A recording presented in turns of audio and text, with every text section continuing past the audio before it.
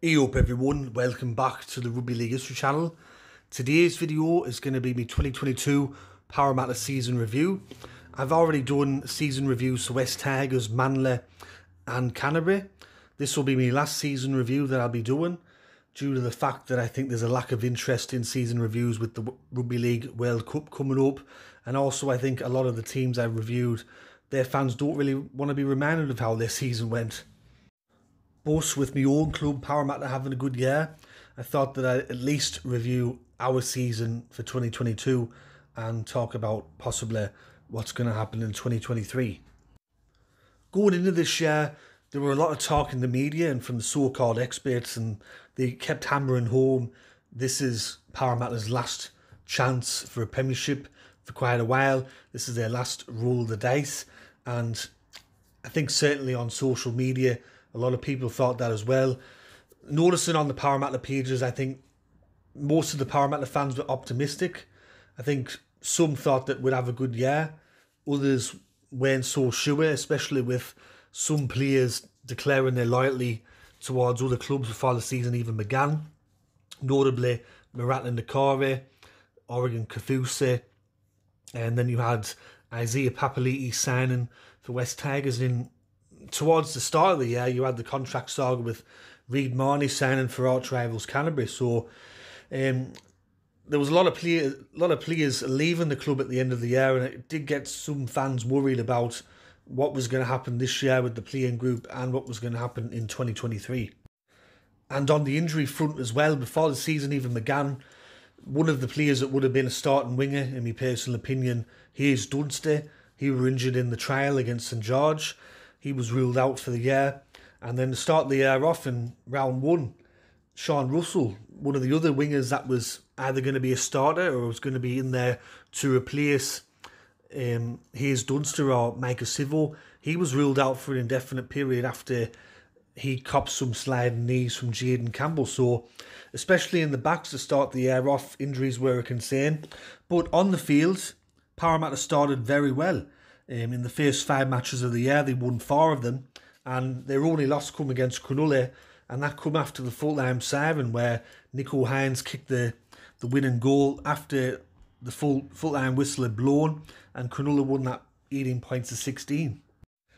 By round 6 though, and this were a typical Parramatta performance, the club, as I said, had started very well in the year. They were playing against West Tigers, who were sat bottom of the table, and they hadn't won a game yet.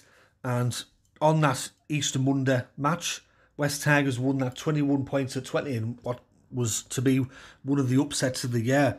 And me, myself, as a lifelong Parramatta supporter, I thought to myself, that's just typically us. And of course, we copped it from the media and from opposition fans. We did bounce back, however, round 7 against Newcastle, we won that 39 points to 2. And then in round 8, one of the first real big tests of the year besides the Melbourne match and the Cronulla match against North Queensland up at neutral territory in Darwin there. And before the match started, Jake Arthur was controversially put in at 5/8 ahead of Dylan Brown. Dylan Brown was put in the centres, and Parramatta had one of their worst matches of the year. They were beaten 35 points to 4 against North Queensland there in Darwin.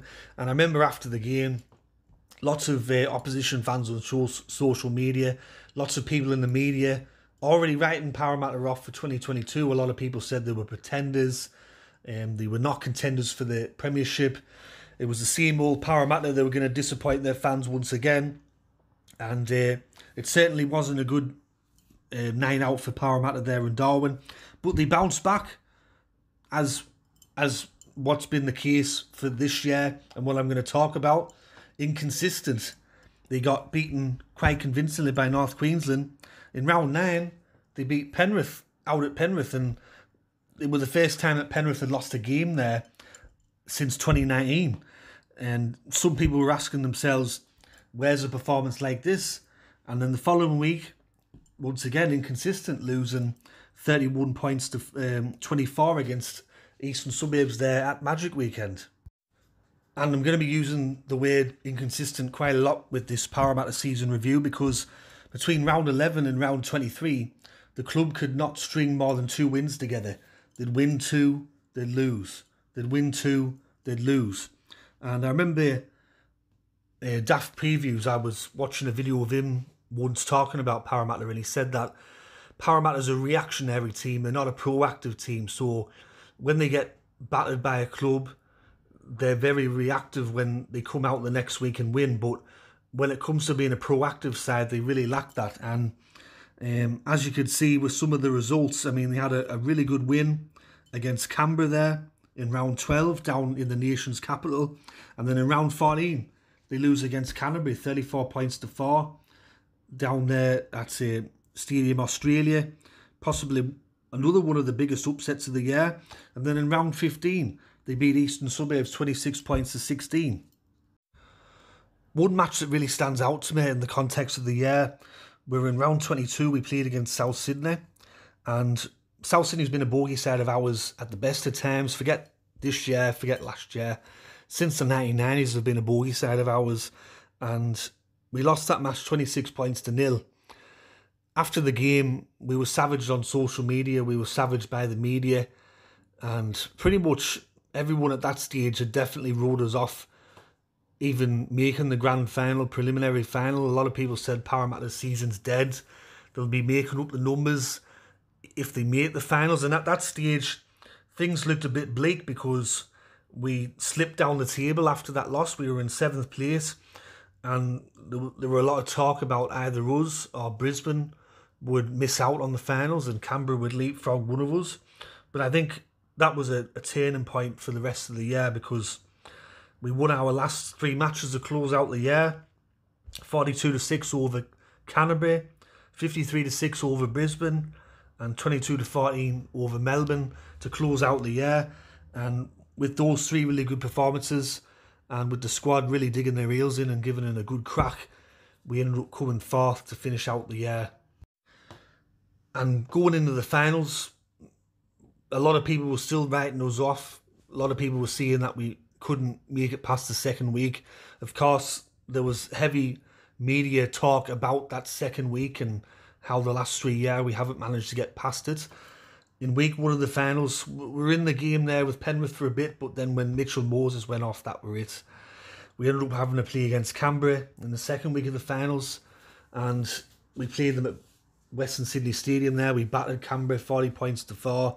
Probably one of the best performances from Parramatta I've seen in a finals series for a while. Besides that 58-0 win that we had over Brisbane in 2019. And then, of course, we had to go up to Townsville against North Queensland. North Queensland had the week off, and everything was in North Queensland's favour. It was their game to lose. We were the massive outsider. North Queensland were a better side throughout the year, I thought. They had a very good squad on paper. They were at home. They had the conditions on their side. And I didn't get to watch the game. I was at work. I had to listen to it on the radio. I thought when the match got out to 20 points to 12, I said, that's it. North Queensland's going to run away with this. But the lads just dug in deep somehow. They got them 2 tries to make it 24 points to 20, and then they just tackled their asses off to get into that grand final. And I think personally it's one of the biggest finals upsets in the NRL era, and one of the biggest chokes from North Queensland as well. But for me it was satisfying because I'd been there in 2005. I was actually at the game in 2005, and I was at the 2017 one as well. So to finally beat North Queensland in a finals game and to ruin their chances of winning a premiership for once was highly satisfying for me. And that set up the grand final, one of the most highly publicised grand finals of the NRL era. Parramatta against Penrith there at Stadium Australia. Going into the grand final, I weren't overly confident about it. I thought that we were maybe a 25% chance of winning. I knew that we had to start well. I knew that we had to maybe start the way that South Sydney did, put a couple of quick tries on Penrith. For us, once again, though, the occasion got the better of us. We were held scoreless in the first half. We haven't scored a try in the first half of a grand final since 1984. and I thought that once it got out to 12-0, we were pretty much no chance of winning the game. To see it, there was a lot of people after the game that said that Parramatta didn't show up, that they played really poorly. I thought that Parramatta played as good as Penrith let them. I thought that Parramatta really tried hard.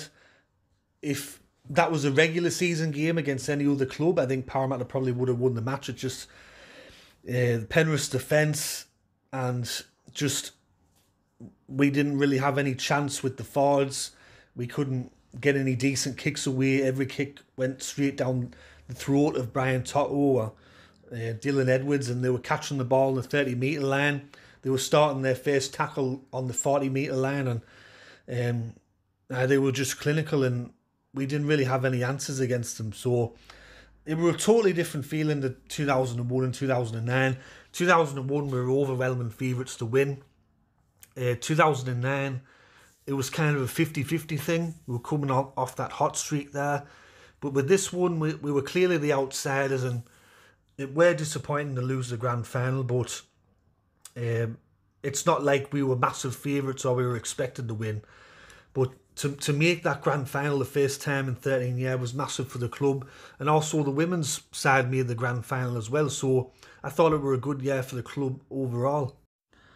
Looking at some stats for the year, our top try scorer was Clint Gutherson. He got 16 tries for the year. I thought he had a decent year myself. And Mitchell Moses, he finished as the top point scorer with 220. Our average home crowd for the year was 22,187, which was the best of any Sydney club. And our best crowd of the year was that semi-final victory over Canberra. 29,134 people attended that.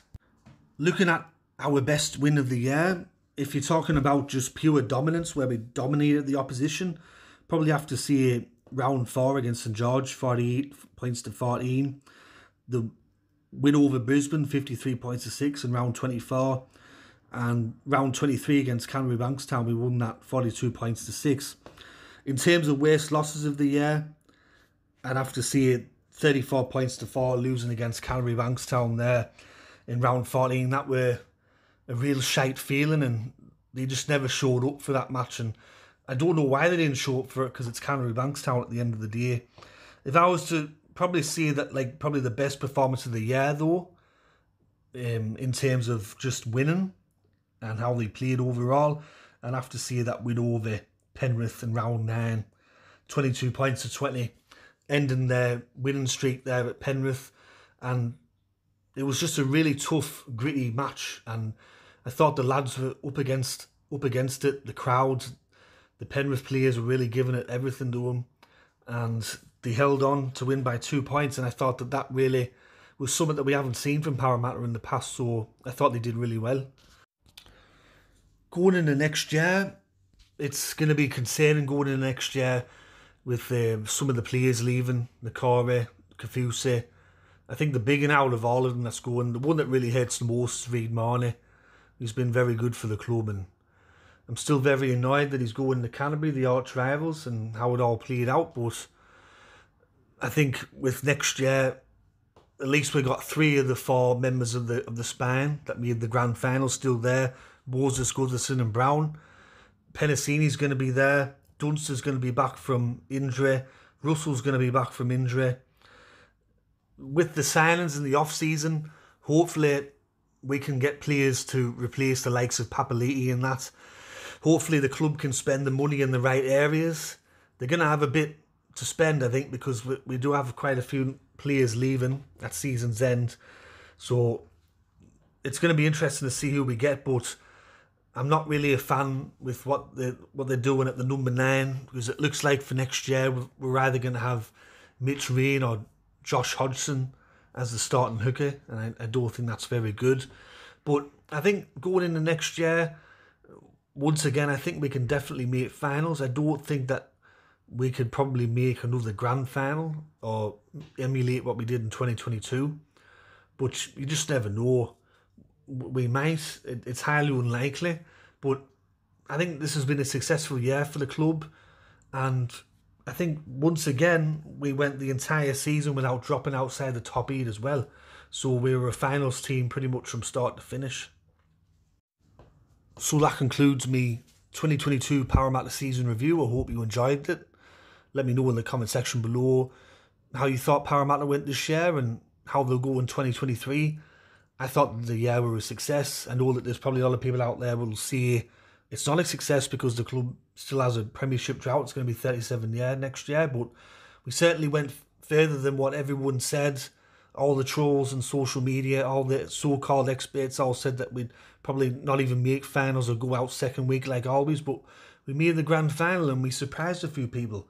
So anyways, that's been the season review. Stay tuned for some more videos coming out this week. I've got the Paul Carriage Award to do, the Neville Glover Award to do. And then I'm also going to the England against Samoa match on Saturday, so I'll be doing a vlog for that.